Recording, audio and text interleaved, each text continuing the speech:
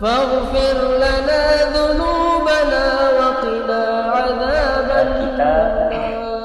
Sampai kepada nomor 6. Nomor 6 adalah surat Rasulullah SAW kepada Raja Bahrain. Raja Bahrain itu Bapak sekalian, raja yang saat itu termasuk paganisme, ya, menyembah berhala, ya, tapi tidak berhasil juga beliau berdakwah, ya, tidak berhasil karena tidak mau beriman kepada Allah Subhanahu Wa Taala, ya, kepada Raja Bahrain. Kemudian juga kepada Hauzan bin Ali Hanafi, pemimpin Yamamah, itu di dataran tinggi Najd, ya, termasuk daerah yang rawan, ya, daerah yang rawan itu dia tuh bermukim di daerah tinggi Najd, bukan kabilah tapi kabilah-kabilah, jadi percampuran begitu, ya, itu Najd namanya. Nah, termasuk, ya, presiden Iran sekarang, gitu, ya, pinter tapi buat olah, gitu, ya, Ahmadinejad, ya. Termasuk juga yang ngaku jadi rasul pada zaman Nabi itu Musailamah Al-Kadzab, itu orang Najd, orang Yamamah, gitu, ya. Sangat diprediksi, ya, itu mungkin karakter, kalau itu karakternya mungkin begitu, sehingga Nabi waktu berdoa, Allahumma barik lana fi Syamina wa Yamanina, ya Allah berkahilah negeri Syam kami dan negeri Yaman kami. Di situ tidak masuk Najd, tidak masuk didoakan. Maka banyak orang Najd di situ, ya, dataran tinggi Najd itu termasuk Najd, ya Nabi, ya Rasul. Nabi diam, kayak berpikir, gitu, ya, kayak menerawang, ya, karena ucapan Nabi kan wahyu juga kan. Nabi berdoa lagi yang kedua, Allahumma barik lana fi Syamina wa Yamanina, ya Allah berkahilah negeri Syam kami dan negeri Yaman kami. Termasuk Najd, ya Rasul? Enggak juga kan. Sampai 3 kali Nabi tidak memasukkan negeri Najd, ya. Kenapa ya Rasul tidak masukkan negeri Najd? Dari situ akan muncul tanduk setan, muncul fitnah dan huru-hara, ya. Itu kata Nabi. Dari situ akan muncul tanduk setan, muncul fitnah dan huru-hara. Ternyata setelah Nabi meninggal langsung terbukti ada orang yang ngaku jadi Nabi, fitnah, ya. Nabi ada baru meninggal, terus sudah ada ngaku jadi Nabi. Diperanginya pada zaman Abu Bakar, ya, nama terkenal dengan perang Yamamah. Banyak yang meninggal yang hafal-hafal Quran, ya. Nantilah mungkin itu pembahasannya waktu masuk kepada Khalifah Abu Bakar Siddiq, ya. Ternyata benar, ya, termasuk, maaf bapak-bapak, ya, Raja Saudi itu semenjak terbentuknya Saudi, King Abdul Aziz, gitu, sampai sekarang itu berdarah Najd, termasuk Salman sekarang, termasuk putra-putra mahkotanya berdarah Najd. Jadi bukan asli Mekah Madinah, jadi Arab Najd, ya sekalian. Baik bapak-bapak sekalian yang saya hormati dan dimuliakan oleh Allah, itu gambaran tentang pemimpin Yamamah, ya. Kemudian sekarang yang ketujuh bapak-bapak, ya, yang ini sudah yang ketujuh, surat kepada Jaifar dan Abnun. Ada Ja'far, ada Jaifar. Surat kepada Jaifar dan Abdun, ya, Raja Oman dan anak dari Julunda. Jadi Oman, Qatar, Bahrain, ya, sekarang muncul lagi Emirat Arab, Abu Dhabi, negeri-negeri kecil tapi kaya-kaya, Ya, luar biasa, apalagi Qatar ya, termasuk ya Arab Saudi. Ternyata di atasnya panas membara seperti itu kira-kira, tapi ternyata di bawah perut buminya minyak galau, ya, minyak fosil, ya, di pucuknya baik panas, rupanya di bawahnya minyak, bukan minyak cadi, minyak di Indonesia pecah sungai kecil di bawah perut buminya. Di Indonesia ini ada sumber minyak, tapi pecah sungai kecil mengalir. Tapi kalau di perut buminya negeri-negeri Arab, itu di bawah perut buminya pecah danau, minyak itu, pecah lautan, ya, danau yang luas, bukan hanya sungai. Itulah maka mereka ya kaya petrodolar. Baik sekalian, yang ketujuh surat Rasulullah kepada Jaifar dan Abdun. Rasulullah mengutus Amr bin As. Ya. Amr bin As adalah gubernur Mesir pertama sejak kekhalifahan Islam, dipimpin di Madinah pada masa Umar bin Khattab. Ya. Jadi Amr bin As ini politikus, ya. Amr bin As kecil ya. Tidak apa-apa. Amr bin As berkata, sesampainya di Oman, aku terlebih dahulu menemui saudaranya dahulu, bernama Abdun bin Julunda, karena ia lebih ramah dibandingkan saudaranya yang jadi Raja Oman. Nah, Raja Oman terkenal garang.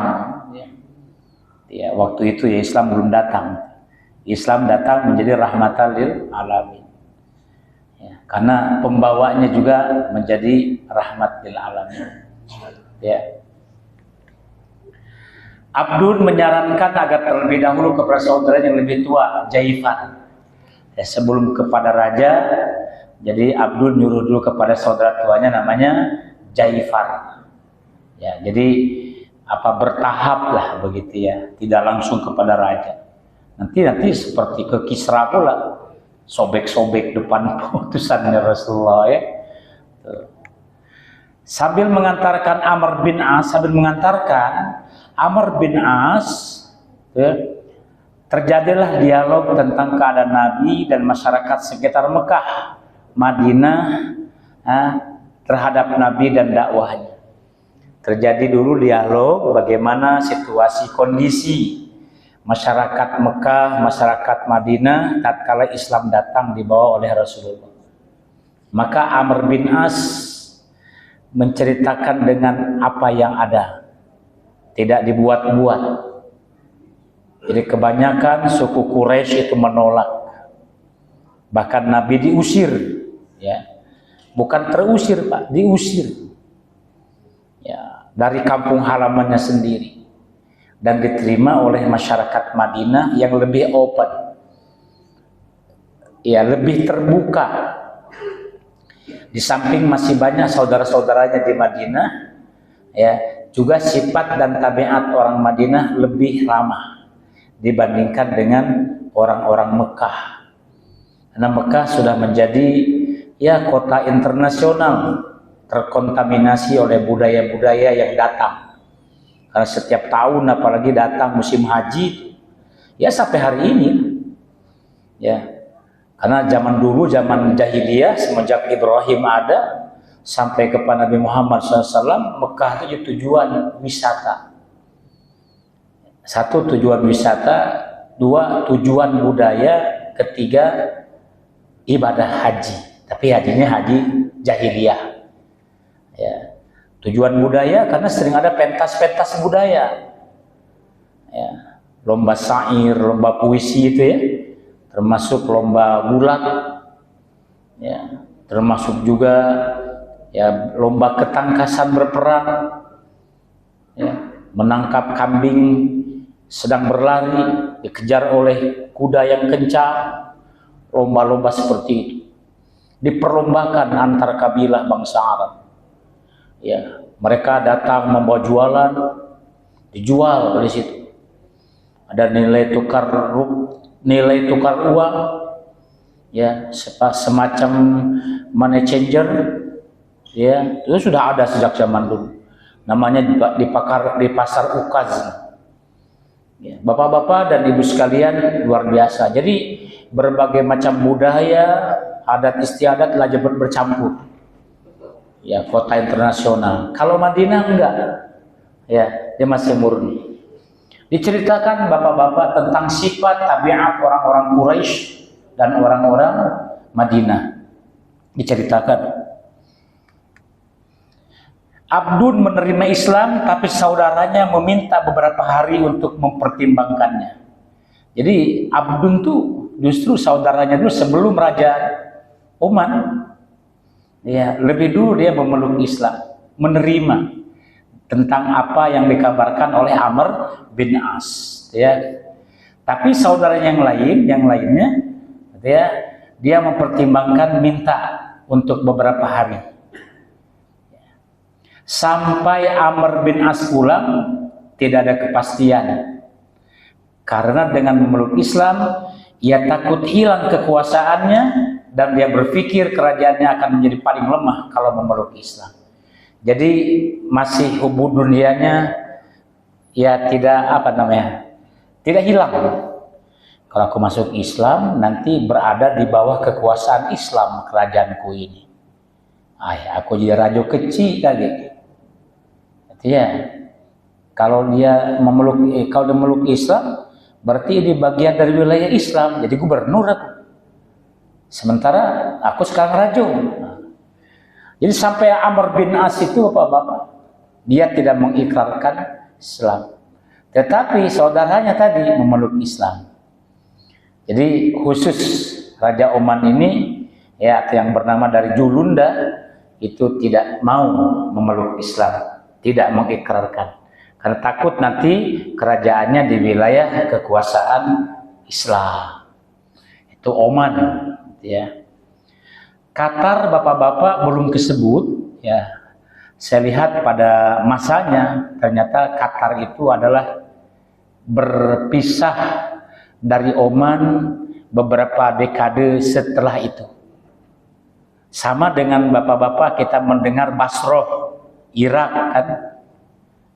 Tidak ada dalam sejarah Nabi, para sahabat, Iran, enggak ada. Ya, karena beberapa tahun, dekade kemudian baru muncul Iran. Makanya Saddam Hussein itu, ya, karena diprovokasi oleh Rusia, musuhnya Amerika, untuk berperang. Ya, sebenarnya Saddam Hussein masih meyakini bahwa Iran itu adalah bagian provinsi dari Irak. Ya, zaman dulu tuh Irak, Basroh Irak. Ya. Kemudian muncul beberapa abad kemudian provinsi Iran. Itu wilayah bagian dari Persia. Sebenarnya bukan Arab, tapi mereka pemerintahnya seperti Arab. Gitu ya. Itu mereka sukunya Persia. Seperti halnya Salman Al-Faris, ya, Abu Lu'lu'ah Fairuz. Itu tokoh-tokoh yang beriman, yang taat, yang gagah, ada banyak. Salman Al-Faris bahkan brilian otaknya menciptakan ide buat parit, ya, buat parit untuk melindungi kota Madinah.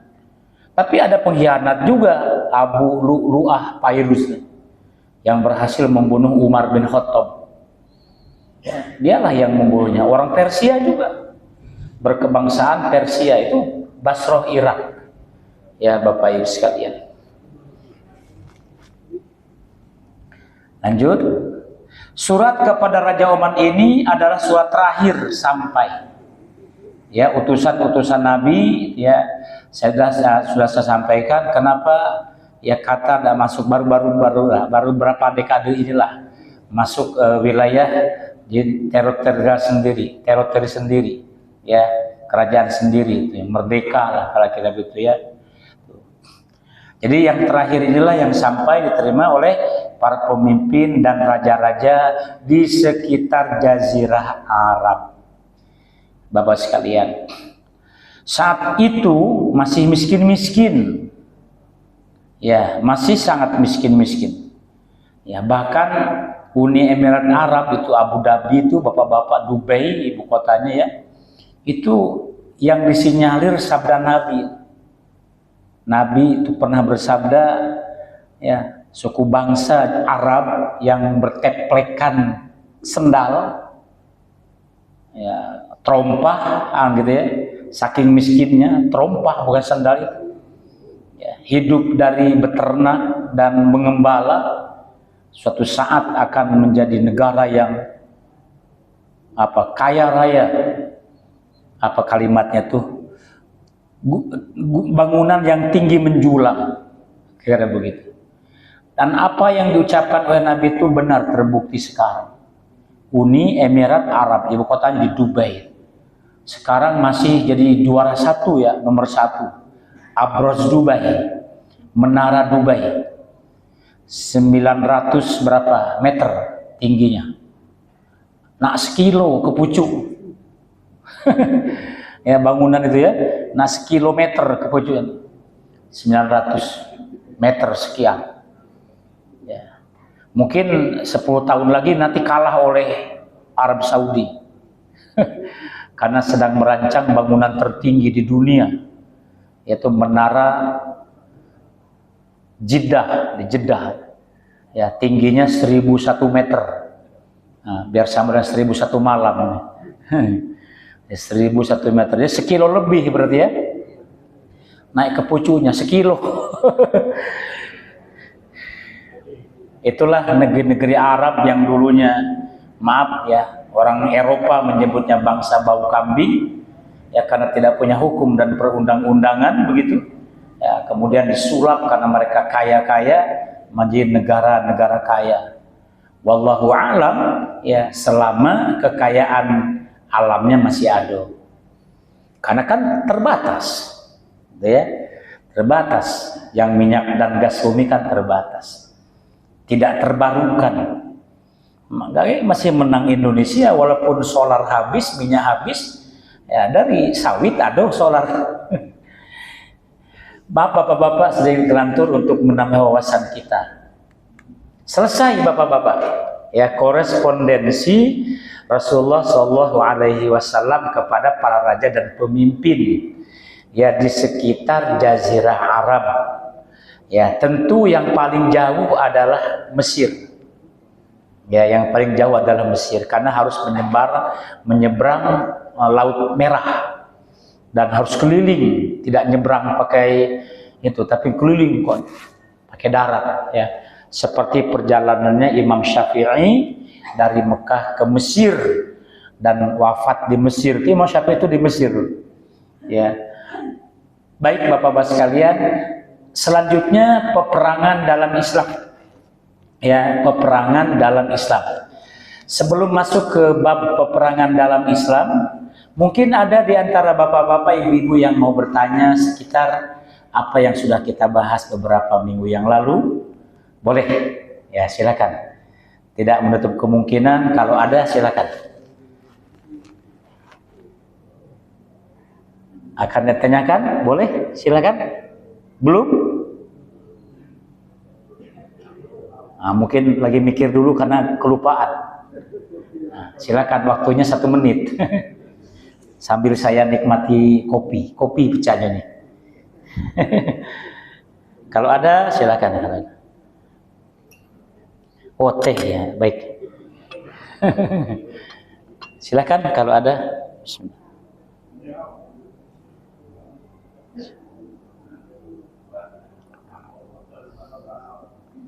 Kopi ini, kopi semendo, kopi coklat.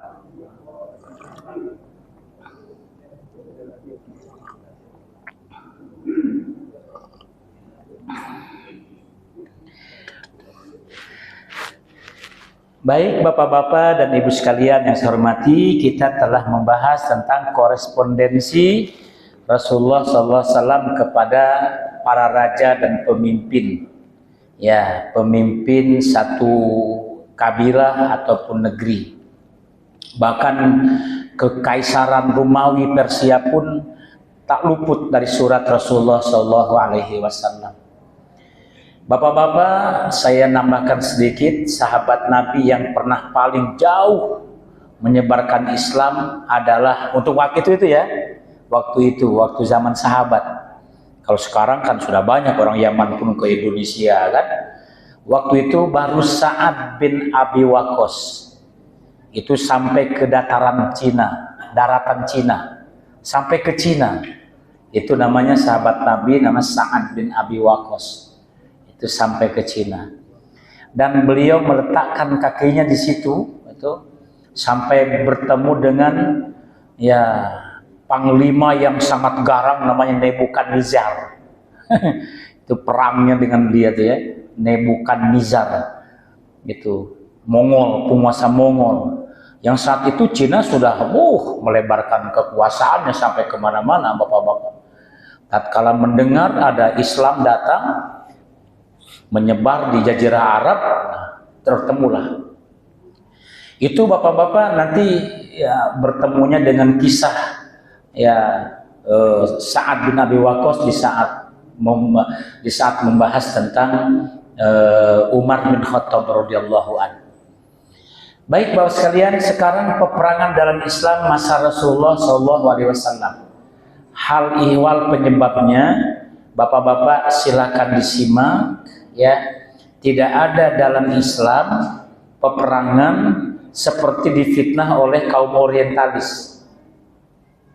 Kaum orientalis menuduh bahwa Islam itu disebarkan dengan mata pedang dan ujung kelewang, bandring. Islam itu disebarkan dengan mata pedang.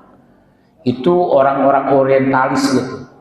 Coba kita lihat, ternyata tidak ya. Banyak ayat bahwa perang dalam Islam itu mempertahankan daulat, mempertahankan harkat dan martabat. Maka terjadi perang. Coba kita lihat. Yang pertama, perang Badar. Perang Badar itu bapak-bapak perang pertama dalam Islam. Gitu ya. Bahkan pemicunya adalah sengaja seolah-olah orang Islam itu supaya mau melawan, di saat itulah kita habiskan. Gitu ceritanya, Pak. Dengan cara apa? Memprovokasi. Ya, harta rumah, harta benda, alat-alat perabot rumah tangga yang ditinggalkan oleh orang muhajirin ke Madinah, itu dibagi-baginya, dirampas. Ada istrinya yang ditinggalkan yang tidak mau berangkat. Suaminya berangkat bersama Nabi hijrah. Istrinya tidak mau berangkat, bukan tidak mau karena sesuatu untuk menjaga dulu. Menjaga perabot-perabot rumah tangganya. Dia berencana ikut, tapi untuk sementara biarlah kamu dulu berangkat. Aku nunggu di sini dengan anak-anak, menjaga harta benda di sini. Ternyata anak istrinya diperkosa, ya alat perabot rumah tangga diambil, dirampas. Bukan 1-2 keluarga, bapak-bapak. Jadi marahlah, ya sahabat-sahabat muhajirin yang berangkat ke Madinah itu. Ya istrinya dijadikan alat pemuas nafsu, dan anak-anak yang perempuannya juga begitu. Ada anak laki-lakinya yang dibunuh. Luar biasa sekali. Hanya karena mereka taat sama Allah dan Rasul hijrah. Terdengarlah yang mimpin memprovokasi itu si Anu. Dan si Anu itu nanti akan berangkat berdagang ke Gaza. Maka mulailah disusun oleh Rasulullah. Dihadang, bapak-bapak. Dihadangnya bukan untuk berperang.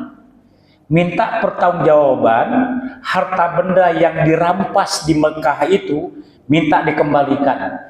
Karena kamulah otaknya. Itu tujuannya bapak sekalian. Ditulis oleh orang orientalis bahwa Islam itu pembegal.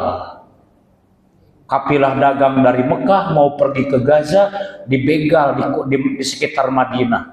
Karena Madinah kan di tempat transit, Pak. antara Mekah dan Palestina. Dan banyak orang yang memang sengaja berhenti, ya, berhenti istirahat di Madinah. Contohnya seperti ayahanda Rasulullah Shallallahu Alaihi Wasallam. Itu sedang mau berangkat jualan ke Gaza, Abdullah itu, Said Abdullah itu, tapi sakit, ya, maka meninggal di Madinah. Jadi makam ayahanda Rasulullah itu di Madinah. Contohnya seperti itu. Jadi sekalian sampai kepada Rasulullah, ya Rasul, orang-orang tokoh-tokoh Mekah yang membenci kita, yang hijrah ke Madinah, yang telah merampas anak dan istri kita, istri diperkosa, dijadikan pemuas, naudzubillah, ya, jahiliyahnya, ya. Dan sekarang mereka sedang bertolak menuju ke Gaza, Palestina, untuk berjualan, berniaga.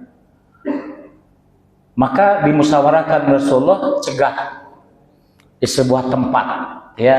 Ini nama-nama perang dulu nih. Pertama perang Badar, yang kedua perang Uhud, yang ketiga perang Khandaq, yang keempat perang Khaybar, yang kelima perang Hunain, yang keenam perang Fathu Mekah. Dari sekian belas perang kecil-kecil, saya ambil 6 yang besarnya saja. Ya, perang Badar, perang Uhud, perang Khandaq, perang Khaybar, perang Hunain, dan Fathu Mekah, atau pembebasan kota Mekah, ya, dari cengkraman orang-orang Quraisy, ya. Yang 7 perang Bani Sulaim, yang ke-8 perang As-Suwaik, yang ke-9 perang Anmar, 10 perang Bani Musthalib, 11 perang Zatir Rizal. Banyak, ya, puluhan, ya, bukan belasan, puluhan. Kita buat 11 saja. Yang pertama perang Badar. Tadi sudah saya sebutkan di awal. Perang Badar adalah perang pertama dalam Islam, terjadi pada tahun pertama di Madinah. Bahkan yang mengatakan sekitar 3 atau 4 bulan setelah Nabi di Mekah, di Madinah. Nah, terdengarlah orang-orang yang merampas, mengambil harta benda punya orang-orang Mekah yang pindah hijrah ke Madinah, dirampas, diambil dengan cara zalim. Terdengar mereka akan berangkat menuju Gaza. Dicegatlah di sebuah tempat namanya Badar.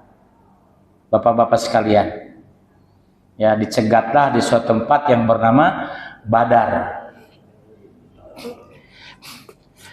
Pada awalnya sebelum perang Badar, bapak-bapak, itu ada insiden-insiden kecil, gitu ya, insiden kecil.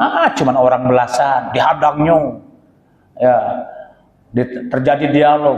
Apa kau ngambil harta benda aku? Kau tuh yang ngambil. Tidak, wah.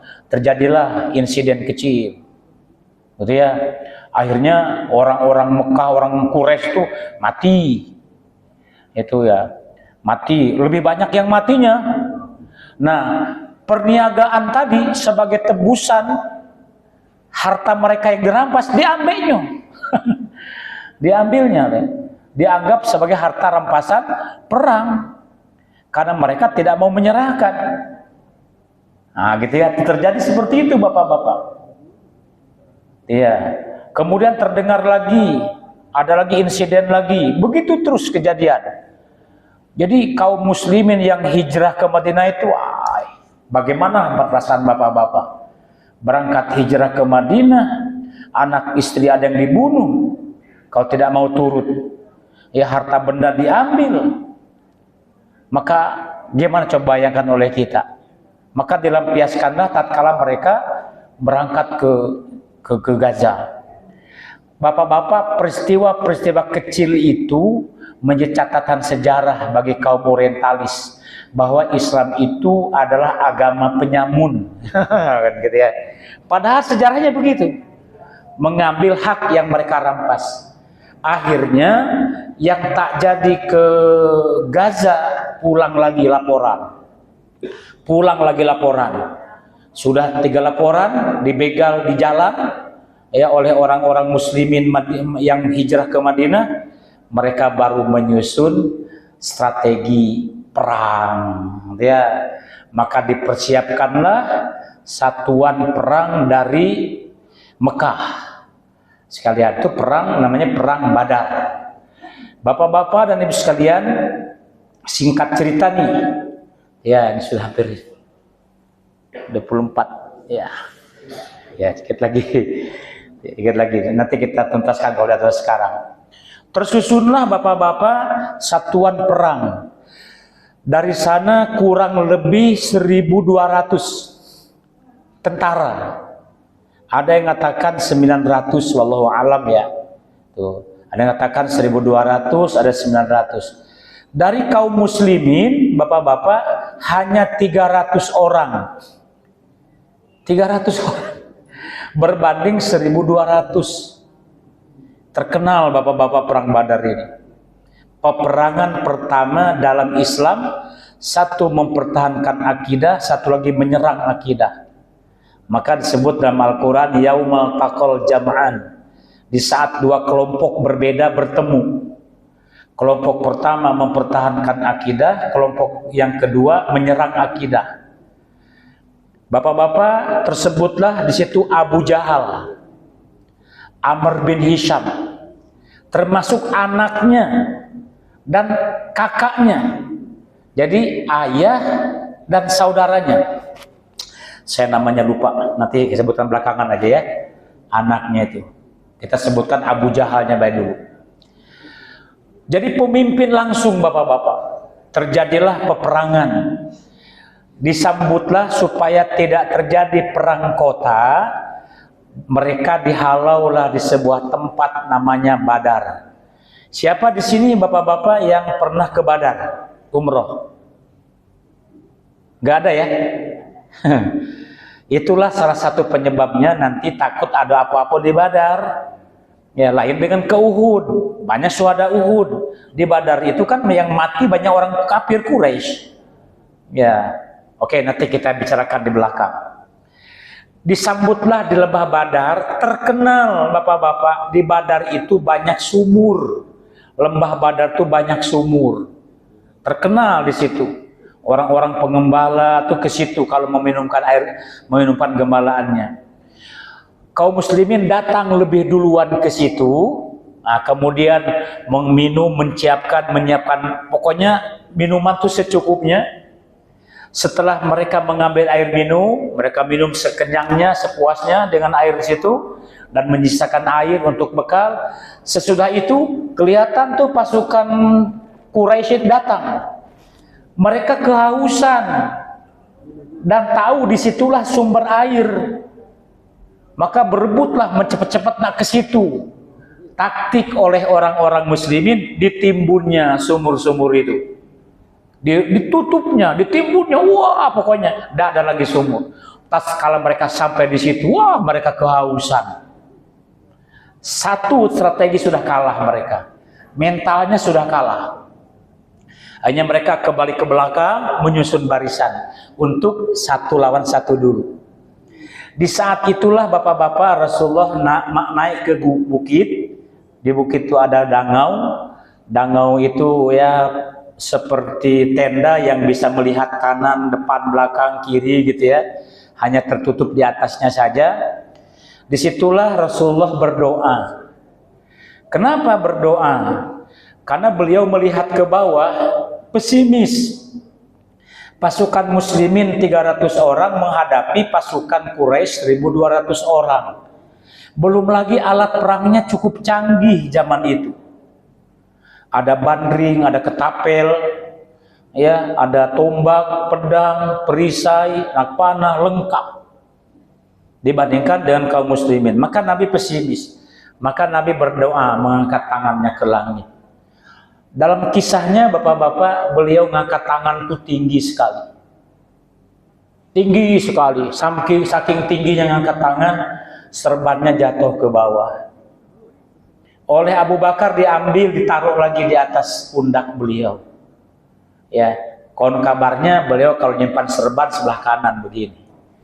Nah, begini gitu ya.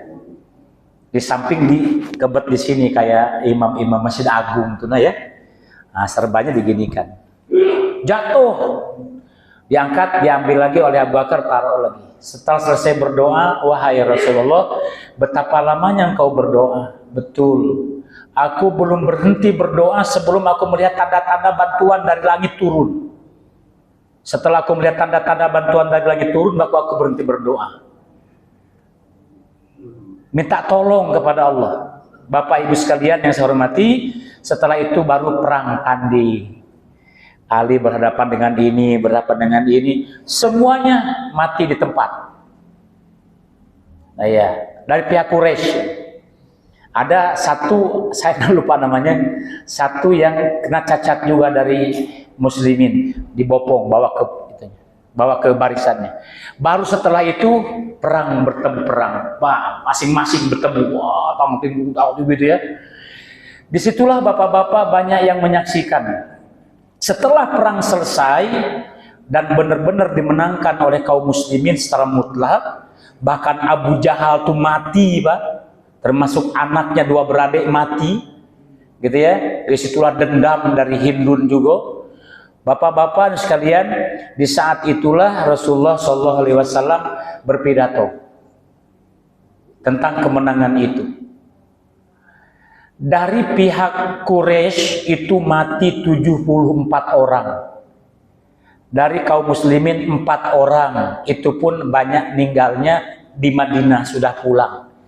Jadi tidak ada di Badar jasad muslimin dikubur. Makanya jamaah umroh tidak ada yang ziarah ke Badar, kan begitu. Ya, karena orang Quraisy kan situ. Jadi orang kafir Quraisy itu 74 orang mati. Orang mukmin, orang muslim, ya 4 orang itu pun sudah dibawa pulang karena lukanya parah. Bapak-bapak dan ibu sekalian, di saat mereka kalah total sampai lari tunggang langgam, meninggalkan logistik perang, jenazah-jenazah yang 74 orang itu ditinggalkan begitu saja. Maka Rasulullah SAW dengan sahabat menghormati manusia. Ya, kayak manusianya dihormati. Dikuburkanlah oleh Nabi dan para sahabat. Ada yang selubang 10, selubang 5 gitu. Yang penting dikubur. Setelah selesai dikubur, Nabi menghadap dengan para sahabat, menghadap jenazah-jenazah yang sudah dikuburkan orang Quraisy. Dipanggilnya satu-satu pimpinannya oleh Nabi. Hei Amr bin Hisham, hai, dipanggilnya si Anu. Apakah kalian mendengarkan? Apakah kalian sudah mendapatkan janji-janji dari Tuhan kalian? Ketahuilah oleh kalian, kalau kami sudah mendapatkan janji dari Tuhan kami. Nabi ini ngomong dengan siapa? Akidahnya belum sampai, Pak. Akidah kaum muslimin itu belum sampai. Para sahabat tengok kanan tengok kiri. Nabi ini ngomong dengan siapa? Mereka kan sudah mati. Kok dipanggil satu persatu? Hai Amr bin Hisham, hai Fulan bin Fulan, hai Fulan bin Fulan. Apakah kalian sudah mendapatkan janji dari Tuhan kalian? Ketahuilah oleh kalian, kalau kami sudah mendapatkan janji dari Tuhan kami. Yang berani Umar. Ya Rasul, mereka kan sudah meninggal. Mereka sudah mati. Apakah mereka mendengarkan ya Rasul? Gitu. Maka Rasulullah menjawab, wahai Umar, wahai sahabat-sahabatku, mereka yang sudah mati itu mendengarkan, bahkan lebih mendengar daripada kalian. Bisa saja di antara kalian ada yang tidak mendengar ucapan saya karena jauh, tapi mereka yang sudah mati itu mendengarkan. Hanya saja mereka tidak punya hak jawab. Nah, itu akidah Bapak sekalian ya, itu akidah Ahlus Sunnah wal Jamaah. Bapak-bapak dan ibu sekalian yang saya hormati, udah ya habis ya? Belum. Nah, pas ini ending. Jadi sudah selesai itu perang Badar, dikuburkan dan ada pembelajaran akidah bagi kaum muslimin. Maka tawanan itu banyak dibawa, tawanan, kemudian juga harta-harta logistik perang dibawa pulang ke Madinah. Dan ingat ada ucapan yang terkenal pula karena terjadi di bulan Ramadan. Jadi Muharram, Safar, Rabiul Awal, Rabiul Rajab, Sya'ban, ya sekitar 6 bulanan kurang lebih ya, karena masuk bulan Ramadan. Jadi perang Badar itu terjadi bulan Ramadan. Terkenal, sudah selesai, sudah hilang capek, sudah dikuburkan mayat-mayat Quraisy yang ditinggalkan begitu saja. Sekalian juga dikuburkan, ya dibawa juga, sudah pulang. Raja'na min jihadil asghar ila jihadil akbar. Kita pulang dari jihad yang kecil ke jihad yang lebih besar lagi. Ayu jihadil akbar ya Rasulullah, jihad mana lagi ya Rasul yang paling besar dibanding dengan perang Badar ini? Aduh, kata Nabi, jihadun nafs, jihad mengendalikan hawa nafsu. Kebetulan bulan Ramadan. Demikian Bapak-bapak dan Ibu sekalian, kita selesaikan nanti endingnya pada pertemuan yang akan datang. Dan nama-nama orang yang mati ya di saat waktu perang Badar. Tadi disebut Abu Jahal ya, yang terkenal tuh. Abu Lahab lain lagi Pak, Abu Lahab matinya nanti di Jabal Ambiya dia. Ya, demikian, terima kasih, lebih kurang saya mohon maaf. Mari kita akhiri dengan sama-sama membaca doa apa namanya? Kafarat majlis taklim, subhanallah, ya keliru ya. Mari sama-sama. Subhanakallahumma wa bihamdika asyhadu an la ilaha illa anta astaghfiruka wa atubu ilaik. Wassalamualaikum warahmatullahi wabarakatuh.